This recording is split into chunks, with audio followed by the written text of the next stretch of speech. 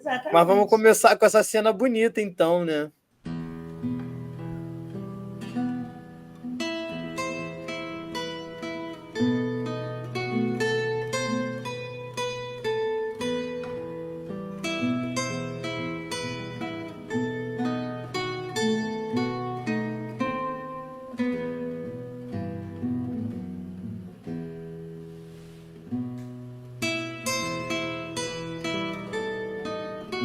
O Lula abraçando, para quem não sabe, a Lucia Topolansky, que é parceira de vida, foi parceira de vida do Mujica, foi presa também, né? Quando os dois estavam presos, eles trocavam cartas, onde falavam ali da visão de mundo que eles tinham para o Uruguai. E quando ele foi eleito, ele a fez vice-presidente também. E ela é senadora também, né? Atualmente. E hoje senadora, exato. Senadora. O Lula emocionado ali, encontrando o velho amigo. E, gente, eu achei algo interessante sobre a morte do Mujica, né? Estava conversando com meu avô, e meu avô ficou um pouco assustado, assim, com quão famoso o Mujica era. Né? E aí eu tentei, sei lá, trazer um pouco de realidade para ele. Eu falei, cara, tu tem noção que quando o Lula morrer, vai ser maior do que isso aí, né? Eu acho. Eu também acho. Gente, a nível de América Latina, o Lula não é maior que o Fidel, é maior do que o Guevara. O Lula em 2025? E eu me emocionei diversas vezes essa semana, depois da morte do Mujica, vendo assim o carinho entre o Mujica, entre o Mujica e o Lula, entre o Lula e o Mujica. Esse abraço com a viúva é algo tão tocante, algo tão marcante, porque era um carinho sincero, uma relação de amizade de verdade. Não era uma coisa só para inglês ver, né? Era uma relação de amor mesmo, de afeto. Nossa, é muito... eu fico arrepiada de novo só de falar, porque é muito lindo saber que a gente tem um presidente da República que foi tão perto de um homem tão maravilhoso quanto foi o Mujica, né? Tão representativo, assim, para o planeta. É demais. Tá gostando do papo? Então se inscreve no canal, ativa o sininho para não perder nada e se puder, ajuda a gente fazendo um Pix. Muito obrigada! O Mujica, a gente sabe da importância dele, mas o Mujica tem essa questão de ele já estar doente há algum tempo, então eu estava vendo muito o Rodrigo Viana lá, que me parece, eu não sei, na mídia grande eu não vi alguém indo para lá, mas pelo menos o ICL mandou o Rodrigo Viana, que é um bom jornalista, um bom repórter, e ele estava falando muito dessa questão de ser uma morte já anunciada, né? As pessoas já sabiam que ele estava... Ele mesmo fez várias declarações, né? Falando que estava esperando... enfrentamento da morte ele enfrentou também, né? como ele enfrentou tudo na vida dele, né? Depois eu vou dar uma dica cultural de um filme que eu lembrei agora. Oi, Samuel, seja muito bem-vindo. Samuel está falando aqui do Bananinha. Vamos falar do Bananinha hoje. Isso, ele estava falando do Bananinha aqui. Salve, Samuel. O Fernando falou, fiquei curioso. Nem o Ariel Palacios foi lá no Uruguai? Será? Ele estava lá no Buenos Aires. Assim. E a Silvia Colombo também estava falando, parece que da Argentina. Ela estava na Globo News. Uhum. E tipo, parecia que não estava lá também. Não sei se depois alguém foi mais para lá, mas eu vi que o Rodrigo Viana ficou lá uns 2, 3 dias lá, cobrindo todo o velório, o enterro, e ele estava até narrando essa questão, né, de como o Lula é querido lá no Uruguai, né, como as pessoas respeitavam muito Lula, comentavam sobre ele, estava aguardando o Lula como o cara, a principal celebridade, o principal político, vamos falar assim, que hoje é tudo celebridade, né? Mas você falou da questão do Lula, eu sempre penso muito nisso, né? Como vai ser o ódio também, das pessoas que têm tanto ódio do Lula na hora que o Lula morrer. Mas eu vou citar uma coisa que acho que eu já citei aqui, um livro que eu estou lendo sobre o imaginário trabalhista.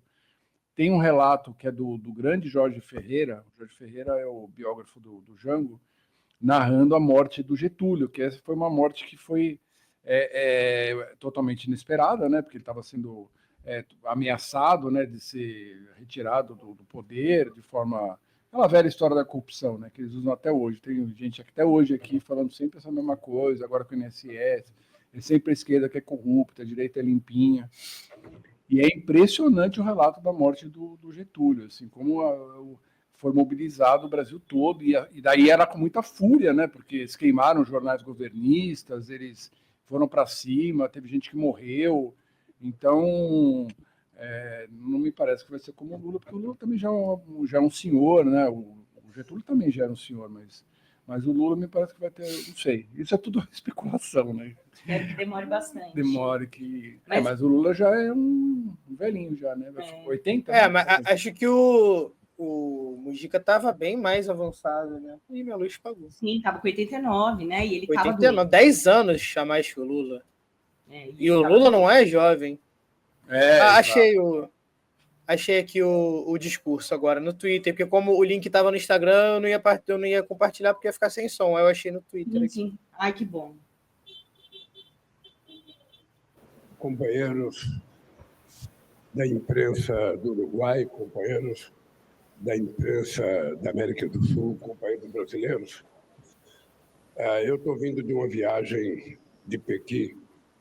Eu ontem fiquei sabendo da morte do companheiro Pepe Mujica e imediatamente liguei para o presidente Amandu para saber que hora que ia ser o velório, porque eu não queria que o Pepe fosse cremado ou enterrado sem que eu pudesse me despedir do Pepe Mujica. Foram 25 horas de voo até aqui para prestar uma homenagem a um político que eu não o respeito apenas como político. O Pepe Mujica é mais do que isso. O Pepe Mujica é um ser humano muito, muito especial para quem pensa no passado, para quem pensa no presente, para quem pensa no futuro. O que é gratificante para nós, seres humanos, é que uma pessoa como o Pepe Mujica não morre. Se foi o corpo dele, a carne dele se vai, mas as ideias que Pepe Mujica plantou em todos esses anos, inclusive a generosidade de um homem que passou 14 anos no cárcere e que conseguiu sair para a liberdade sem nenhum ódio das pessoas que os aprisionaram, das pessoas que o torturaram. Isso é uma dádiva de Deus que só é concedida a seres humanos superiores. E o Pepe Mujica é um ser humano superior. É uma pessoa que tem poucas no mundo com a similaridade, com a competência política, com a capacidade de falar com, sobretudo, a juventude, como o Pepe Mujica. Eu conheci na minha vida muita gente, muitos políticos, muita gente que eu gosto, muita gente que eu respeito, mas o Pepe era aquela figura especial. O Pepe era aquela figura mais carinhosa, aquela figura em que eu aprendi a respeitar, admirar e a seguir cada passo que o Pepe dava depois que ele assumiu a presidência do Uruguai. Então, eu não podia deixar de vir me despedir dele e da esposa dele, que tanto quanto o Pepe é uma figura muito admirável. Eu saí daqui com muita tristeza, porque nós tivemos nesses últimos 15 dias 2 perdas irreparáveis. O Papa Francisco, que era um ser humano muito, muito, muito especial, com uma concepção humana muito grande, com uma generosidade acima da média da humanidade, e agora o Pepe Mujica o acompanha.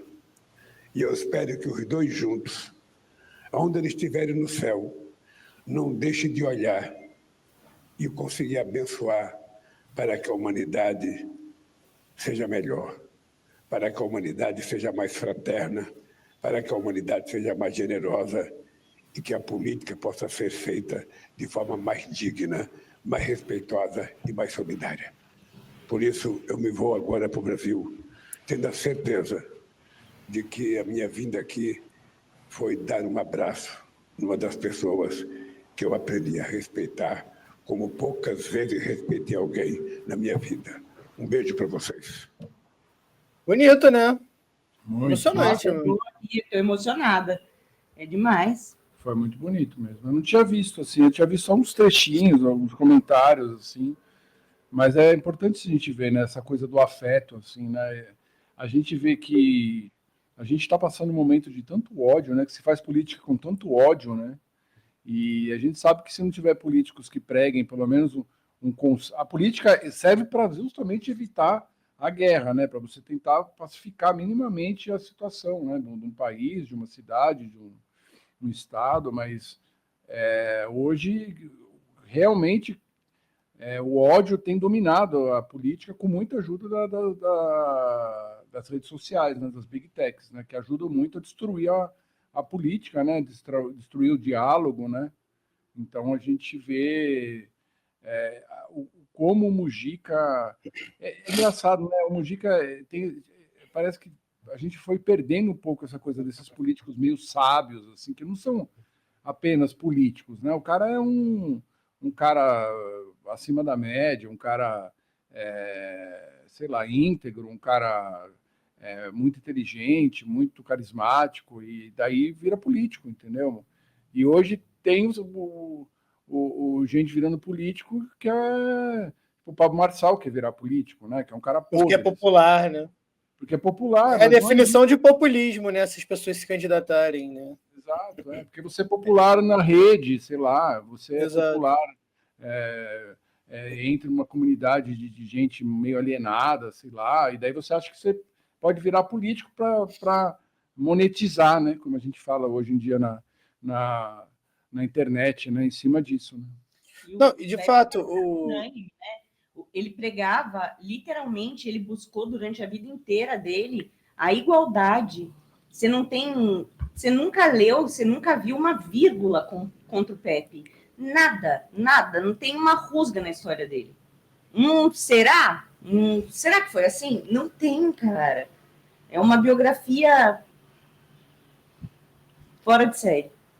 Exato. Inclusive, até a grande mídia hegemônica não conseguiu, cara. A Globo não arrumou o que falar mal dele, né? Ninguém arrumou o que falar mal dele. Tá todo mundo só tirou o chapéu.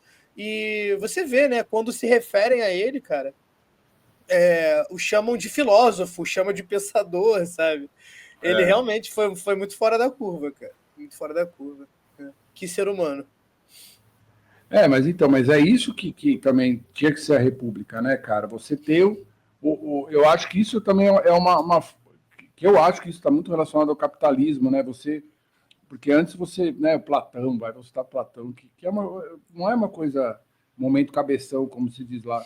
Porque o Platão falava do rei filósofo, o cara que era um homem sábio. Então porque o cara tem decisões difíceis para tomar. Não é fácil você tomar porque decisões tomadas num certo grau da política, você vai prejudicar um certo grupo de pessoas, vai priorizar outro, ou vai acabar tendo que tomar uma decisão que é contra, às vezes é uma coisa que você não queira fazer, mas é inevitável você tomar aquela decisão, então você tem que tomar aquela decisão com sabedoria, e a gente vê justamente o contrário hoje, né?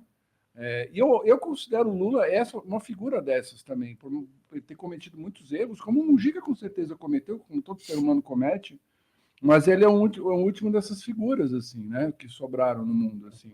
É o Lula, o Mujica, a gente teve outras figuras, né, na esquerda. Eu dou muito destaque hoje a duas figuras aí na América Latina, que é a Cláudia Sheinbaum e o Petro, né, que eu acho que são figuras que a Cláudia chegou agora, né, como presidente, mas já é uma figura da política mexicana, e o Petro tem se destacado muito como essa figura escrevendo textos e se posicionando, e num país que é muito difícil, porque foi durante muito tempo quintal do psicopata aí do Trump, né, dos Estados Unidos. E viva Pepe Mujica, porque realmente esse nunca vai morrer. De fato.